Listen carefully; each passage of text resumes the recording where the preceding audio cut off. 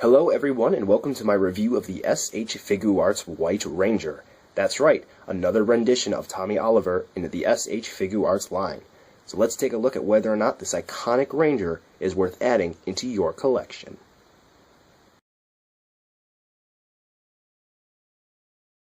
So for the sculpt of the White Ranger, really? No issues. It looks pretty much like the suit. You can see all the little details here on the belt, the armor, the arms, and even on the helmet. Nice and clean. Great sculpting. And a nice little throwback to the actual suit used for the show. There are wrinkles on certain parts on the figure, most specifically up by the arm. You can even see a little bit down here by the boots. It's pretty neat. So the paint for the White Ranger, it's very clean, and realistically speaking, there's no paint slop, even on some of the finer details. Most specifically here on the belt, you'd probably think that some of that black would get outside of the little crevices here. There's no slop at all. On the chest emblem, it's very beautiful. The gold really pops out, and the fact that there's a pearlescent paint used for the white on the White Ranger, it really, I guess you could say, makes it feel sort of exotic. It makes it feel different, and personally, this is my favorite Figuarts figure. A note about the paint. Just quick, this is my second White Ranger. Why?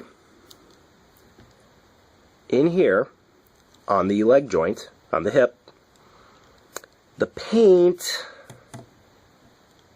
dried in there, and it caused the ball joints at the hips to form these little paint tumors. Yeah. Fortunately for the return process, it was easy because this leg was actually sheared off, but after popping that ball joint out and trying to move this one, yeah, it wasn't going to happen. So I don't know if it's a widespread issue, but it did happen to mine, so just be careful moving the legs.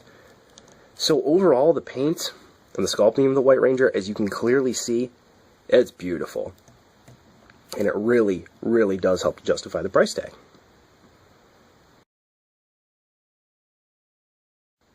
The articulation for the White Ranger, pretty much basic. It's what you would expect from a Figuarts.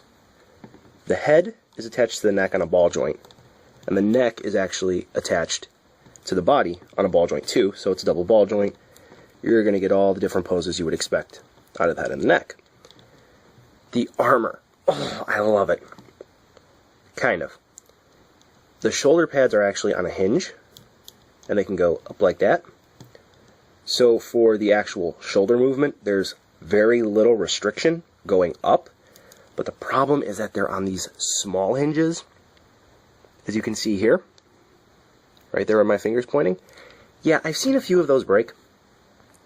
Bit of a pain, but just be careful. So the actual shoulders are on a ball joint hinge combo,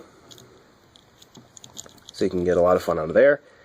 And sure enough, they actually swivel right at the shoulder. Then there's this pad here, which can get in the way sometimes of actually moving the arm, but not that big of a deal. Both arms do this, as you can see. Elbows, typical double hinge here for a Figuarts. And the hands. The wrists, typical swivel hinge combo, as you can see, and the hands are attached on a ball joint. Yay. So the hips.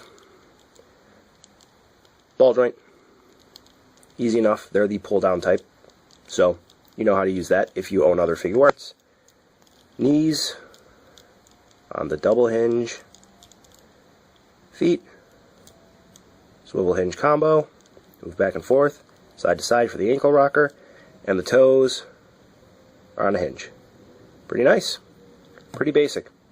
Overall, there's no real complaint in the articulation department for the White Ranger, because you're going to be able to get pretty much whatever pose you want out of it. So it's a plus in my book.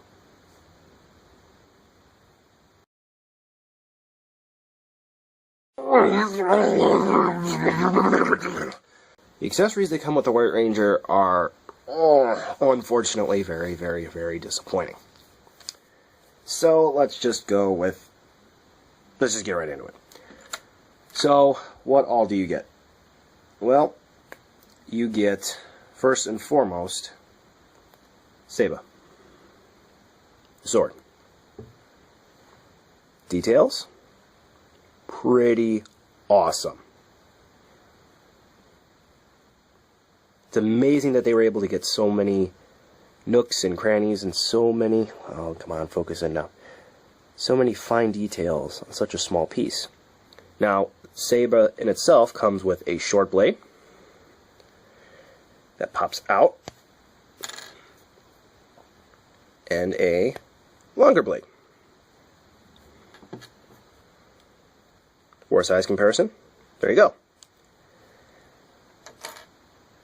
White Ranger also comes with hands. 2. One open splayed hand,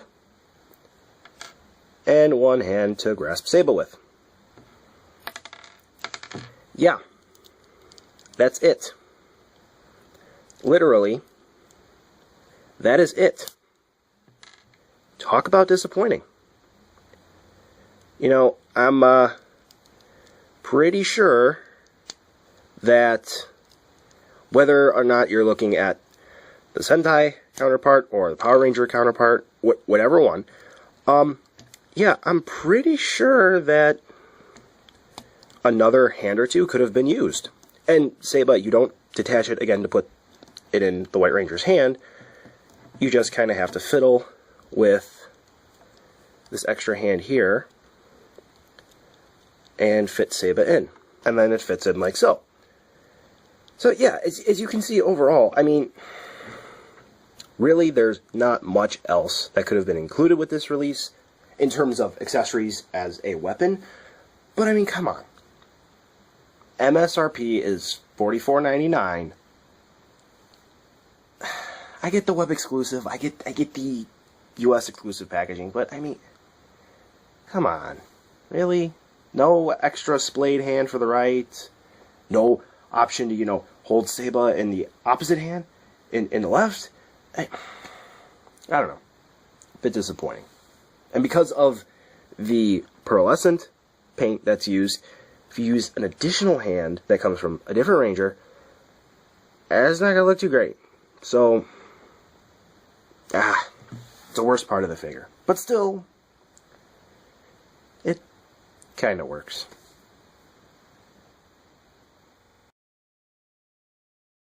So exactly how tall is the White Ranger? How does it fit in with the other figures you may have in your collection? Well, just as a quick example here, the Figuarts Green Ranger, kind of standing a little goofy there. But as you can see, tall enough, but ever so short. This is the only other Figuarts Power Ranger that I have, so this is the best I can do for you. So, White Ranger, kind of small, just by a hair, but realistically speaking, if you have another Figuarts in your collection, most specifically another Mighty Morphin Power Ranger Figuart, you're going to be able to easily estimate the size of the White Ranger. So, should you pick up the White Ranger? Should you wait to pick it up maybe used? Maybe just pass on it altogether? Well, overall, I think the figure is pretty fantastic. I was able to get it for $30 shipped, which is very nice. And the sculpting, the articulation, the paint, it's great. No real complaints with it aside from the accessories. And like I made mention earlier, at $45, that is a very, very difficult sell for a collector like me that really wants to get the most bang for his buck. So that is a bit disappointing. But for fans of Power Rangers, for fans of collecting, say, an entire Sentai team, for just getting the 6th Ranger, adding this into your collection, it's a no-brainer. If you like Power Rangers, if you like Sentai, chances are you should already have this in your collection. If you're thinking about picking it up, If you can get it for between 30 and say 35, easy. Easy. Pick it up. 45, I have a hard time with that price point.